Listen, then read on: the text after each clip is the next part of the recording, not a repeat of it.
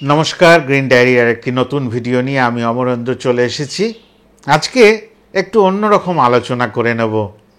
শাকিব খানের বন্ধুভাগ্য কি খুব একটা ভালো নয়? এটা একটা বড় প্রশ্ন, লাখ টাকার প্রশ্ন। আমি যে কদিন শাকিব খানকে নিয়ে ঘাটাঘাটি করলাম, দেখলাম তার কোনো বন্ধুই সঠিক নয় বা কোনো বন্ধুত্ব বেশি দিন থাকে না। এটা কিন্তু অনেকের হয়, সমালোচনা করছি না। দেখবেন একটা মানুষ যখন তরতর তরতর তরতর করে ওপরের দিকে ওঠে না, তার বন্ধুদের মধ্যে একটা কোথাও দ্বন্দ্ব কাজ করে। দ্বন্দ্বটা কি? দ্বন্দ্বটা হয়, আমি তো পারছি না, ও তো চলে যাচ্ছে ওপরের দিকে। এইটা কিন্তু খুব কাজ করে। সেই কারণে এই প্রশ্নের যখন সম্মুখীন হতে হয়, বন্ধু তো বলো, ও তো কোথায় আর তুমি কোথায়, এইটাই হয় কিন্তু দুর্ভাগ্য। তখন ওই সময় ওই বন্ধুটি আর থাকে না জীবনে। এই করে আমি যতটুকু একটু লেখাপড়া করলাম, রিসার্চ করলাম, শাকিব খানের বন্ধুভাগ্য ভালো নয়। খুব বেশি পেছনে যাব না, আপনারা অন্য নামে ডাকেন সাকিবিয়ানরা, রাগ করে অভিমান করে। মোহাম্মদ ইকবাল, এই সম্প্রতি একটি সিনেমা তার এসে গেল, প্রযোজক তিনি। প্রত্যেক মানুষ চেনে তাকে, তার মানে সে স্বনামধন্য। তার কথাবার্তা, তার আদব কায়দা, একটা জায়গায় তার ইন্টারভিউ নিয়ে নেওয়া হচ্ছে, সে কাঁটা চামচ দিয়ে শশা খাচ্ছেন, তাতে বোঝা যায় ওই মানুষটার সঙ্গে ওই সফিস্টিকেটেড শাকিব খানের বেশি দিন পথ চলা চলবে না। কেননা এই শাকিব খানের নাকি একসময় বন্ধু ছিল মোহাম্মদ ইকবাল। আমি একটু ফেসবুক, ইউটিউব বা বিভিন্ন মাধ্যম ঘেটে দেখলাম, তখন মোহাম্মদ ইকবাল এই শাকিব খানের নামে দুঢোক জল বেশি খেতেন। শাকিব খান যখন এই প্রিয়তমা নিয়ে ফিরে এলেন আরশাদ আদনান সাহেবের সঙ্গে, হিমেল আশরাফ সাহেবের সঙ্গে, তখন ইকবাল সাহেবের চোখে কাঁটা ফুটে গেল। এই বাবা, এ তো ওপরের দিকে চলে যাচ্ছে, সেই যেটা প্রথমে গল্প বললাম, ওপরের দিকে চলে যাচ্ছে। এবার ইকবাল সাহেবের সঙ্গে একটা শত্রুতা তৈরি হলো। এটা বলছি না শাকিব খান শত্রুতা করতে চেয়েছে, কিন্তু উনি রাস্তায় ঘাটে বাজার করতে গিয়ে যেখানে তাকে জিজ্ঞেস করা হচ্ছে, তিনি শাকিব খানের নামে অকথা কুকথা বলার একটা দায়িত্ব নিয়ে নিলেন। এবার কার সঙ্গে ঘর বাঁধলেন শাকিব খান? ওই হিমেল আশরাফ সাহেব আর আদনান সাহেব। আরশাদ আদনান সাহেবের বিভিন্ন সামাজিক মাধ্যম আছে, নিজের ফেসবুক পেজ আছে, তারপরে তার ভার্সাটাইল মিডিয়া আছে, ইউটিউব চ্যানেল। তিনি নিজের মতন করে কথাবার্তা বলেন, কিন্তু আমি এই দিন 15 আগে একটি ভিডিও করেছি, ওনার কথাবার্তা আমার ভারী সুন্দর লাগে। খুব পয়েন্ট টু পয়েন্ট কথা বলেন, খুব বাচালতা করেন না, খুব স্পষ্ট বক্তা। কথাবার্তায় তার শিক্ষা ঝরে পড়ে, তার স্ট্যান্ডার্ড, তার একটা যে লেভেল আছে, তার ডিগনিটি সব দেখা যায়। কিন্তু এই টিজারটা রিলিজ হওয়ার পরে সব যেন গন্ডগোল হয়ে গেল, জানেন। সত্যিকারের তুফান মানে তো ঝড়, সত্যি ঝড় বয়ে গেল।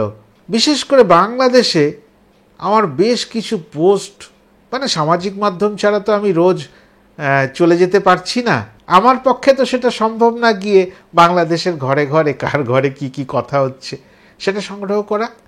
তাহলে কিছুটা সামাজিক মাধ্যমের ওপর বিশ্বাস বা সেইগুলোর দিকে নজর রাখতেই হয়। এইবার কি গন্ডগোলটা হলো টিজারটা রিলিজ হওয়ার পরে, এই যে নকল, কপি, এই কথাগুলো প্রচণ্ড হারে চলল। যে শেষে চঞ্চল ভাইকে যে একটুখানি দেখা যাচ্ছে, তুফান ভয় পাইছি রে, এই ডায়লগটা প্রচণ্ডভাবে কিন্তু মানে একেবারে ট্রেন্ডিংয়ে চলে গেল। ঠাট্টা করেই হোক, রায়হান রাফি সাহেব তার একটা পোস্ট ফেসবুকে করলেন, কি ভয় পাইছো, এই ধরনের একটু কিছু লিখেছিলেন, আমি এক্স্যাক্ট বলছি না। চট করে কিছু ঘন্টার মধ্যেই আদনান সাহেব, যাকে এতটাই আমি সম্মান শ্রদ্ধা করি, ওনার চেহারা অদ্ভুত একটা চেহারা, হাইট, একটা ডিগনিফাইড পারসন, ব্যাকগ্রাউন্ডটাও তো অন্যরকম। তার বাবা একজন প্রথম শ্রেণীর নাগরিক, সেই দেশের সেই ধরনের মানুষ পোস্ট করে বসলেন, হ্যাঁ ভয় পাইছি, সবই তো নকলে নকলে বেবাক ছাইয়া গেছে। আমি বাঙাল ভাষায় বললাম, মানে সব নকল হয়ে গেছে, আর নকলের দাপটে সত্যিই ভয় পাচ্ছি। আমি না সেদিন বুঝতে পারিনি উনি কেন এই পোস্টটি করলেন। আমার প্রথম প্রশ্ন, যেটা দাদা আমায় মানায় না, সেটা আমি করব কেন? আপনি তো ভাই বিচক্ষণ মানুষ, শিক্ষিত মানুষ, আপনার তো কোনো অভাব নেই, না জ্ঞানের অভাব, না অর্থের অভাব, না প্রতিপত্তির অভাব, না সমাজে আপনার কোনো স্থান নেই এরকম একটা ভাবনা আছে। আপনি কেন এই পোস্টের জবাব দিতে গেলেন? আপনাকেই কি উদ্দেশ্য করে রাফি সাহেব লিখেছিলেন? আমি জানি না এটা আপনাদের ব্যক্তিগত ভেতরে কিছু থাকে কিনা, সেটা আমি জানি না, কিন্তু আমার এপার বাংলায় বসে খুব খটকা লাগলো। কিছুদিন আগে, মাস দেড়েক আগে, আমাদের এপার বাংলার রানা সরকার বলে একজন সিনেমা ইন্ডাস্ট্রির মানুষ শাকিব খানের অভিনয় দক্ষতা নিয়ে কথা বলেছিলেন বলে আমিও দু চার কথা তার প্রতি উত্তরে বলেছিলাম, কোনো শিল্পী মানুষকে নিয়ে কটূক্তি করতে গেলে একটু ভাবা উচিত। আমি সেইভাবে সেই জায়গায় দাঁড়িয়ে একটি ভিডিও করেছিলাম। যে মানুষটা সেই দেশের সম্পদ, সেখানকার মানুষরাই এত তুচ্ছ তাচ্ছিল্য করবে। আর জাস্ট 15 দিনও হয়নি যে মানুষটা শাকিব খানকে বন্ধু বলে ওপেন ফোরামে কোনো একটা চ্যানেলে বসে টেলিভিশনে জানালেন, সেইটা সম্পূর্ণ মিথ্যা হয়ে গেল। শাকিব খানের প্রজেক্ট তো একটা, যে প্রজেক্টে শাকিব খান ওতপ্রোতভাবে জড়িত, তাকে নকল যাচ্ছে তাই করে বলা যায় নাকি? আমার মনে হয় বলা যায় না। না, যারা শুভবুদ্ধি সম্পন্ন মানুষ তারা চট করে এত তাড়াতাড়ি পরিবর্তন হতে পারে না। এইবার এইখানেও শেষ না, সাধারণ মানুষ অন্ধকারকে আলো বলতে পারে, আলোকে অন্ধকার বলতে পারে। আপনারা সাধারণ নন বলেই তো আপনাদের রিপোর্টাররা ডেকে নিয়ে গিয়ে আপনাদের ইন্টারভিউ নেয়।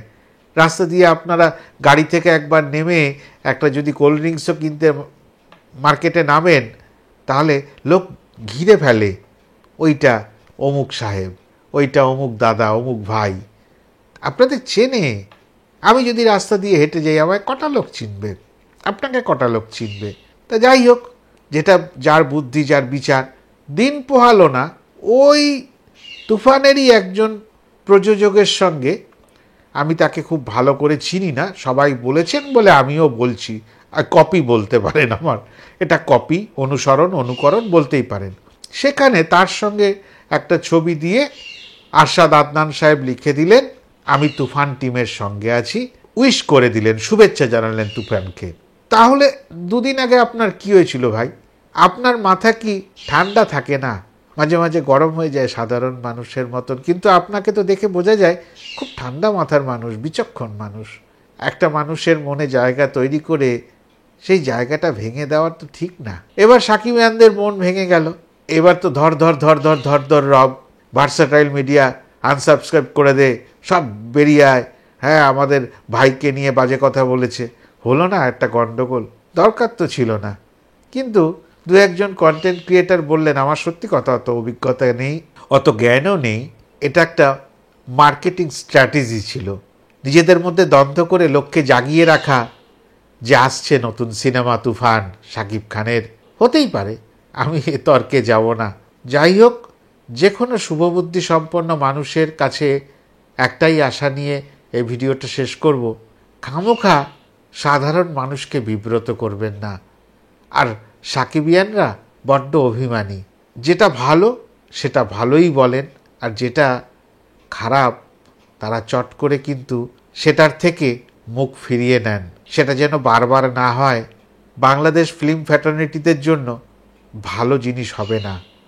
কেননা এই সময় বাংলাদেশের পতাকা সারা বিশ্বে এই বাংলাদেশের সিনেমা দিয়ে পথ করে উঠছে। একটা বিদেশে রাজকুমার চলল, এই যে সুন্দর একটা জায়গা তৈরি হয়েছে, এটা বাংলা ফিল্ম ইন্ডাস্ট্রির জন্য খুব শুভ সময়। আজ এতটুকুই। ভিডিওটা ভালো লাগলে লাইক, কমেন্ট, শেয়ার করে আমার পাশে দাঁড়াবেন।